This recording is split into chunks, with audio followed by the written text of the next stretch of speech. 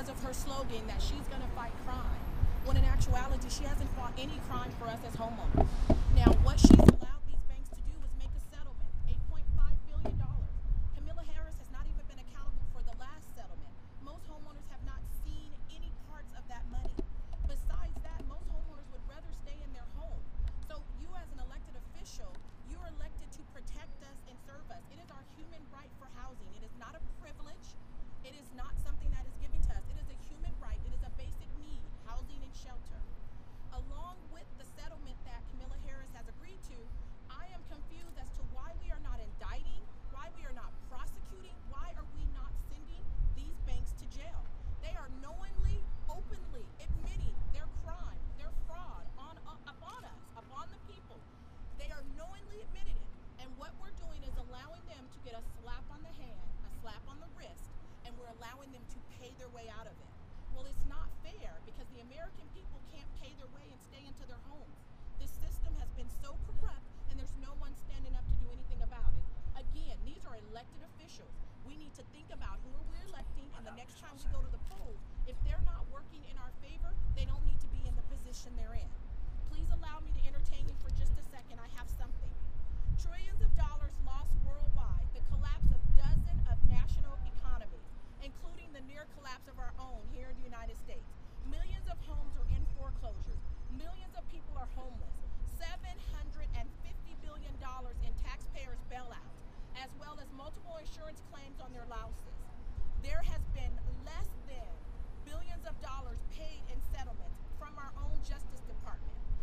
This has been a tragedy. Make no mistake, American people. But the criminals that are attacking us and are taking our homes are bribing their way and paying their way out of prosecution and paying their way out of any wrong.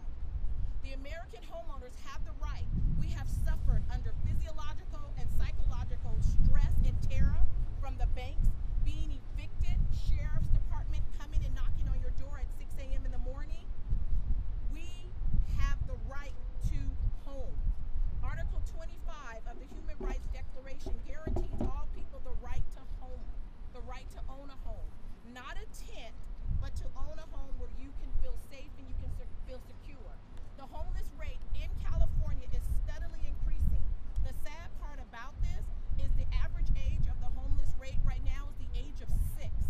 Why? Because so many families are getting evicted or getting put on the street, and every family has a minimum of 2 to 3 children. So we're not realizing what impact we're having on that as well.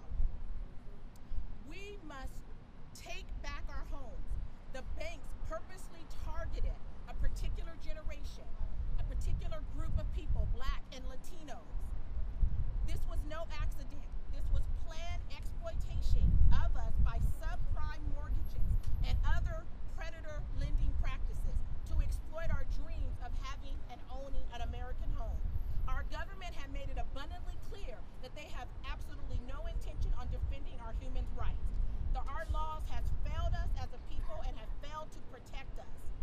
Not only are they oppressing us, they are also showing injustice every day by protecting the banks. We as people have to come together collectively. I tell people, if you're facing a foreclosure or eviction, do not leave your home. We need to stand together.